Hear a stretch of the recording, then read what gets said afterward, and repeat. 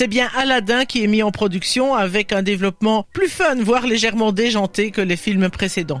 Et rebelote, à nouveau, c'est un méga succès. Donc, fort de 2 succès, ils reviennent avec leur planète au trésor. Et donc la réponse ? La réponse c'est toujours non. À la place, Katzenberg propose d'adapter A Princess of Mars, un roman d'Edgar Rice Burroughs, une sorte de romance planétaire qui se déroule sur Mars, une planète à l'environnement désertique hostile. Clemens et Musker refusent catégoriquement. Notons que Walt Disney Pictures en sortira en 2012 un film intitulé John Carter et qui sera un des plus terribles échecs de Disney. Ah, Clemens et Musker avaient donc eu raison. Mais comment tout cela nous conduit-il à Hercule ? Devant leur obstination de planète au trésor, Katzenberg leur propose un deal. Ils travaillent sur un nouveau film et si celui-ci confirme leur succès précédent, ils pourront reprendre leur idée de trésor. Et le patron de Disney leur propose quelques idées. Don Quichotte, l'Odyssée ou le Tour du monde en 80 jours. Oui, mais dans tout ça, toujours pas d'Hercule. Je commence à comprendre le lien avec la fameuse chanson. Bon, ne me fais plus languir, comment en arrive-t-on aux demi-dieux ? En fait, ils choisissent l'idée d'un des animateurs des studios, à savoir adapter la vie d'Hercule. Et là encore, élaborer l'histoire ne sera pas un long fleuve tranquille.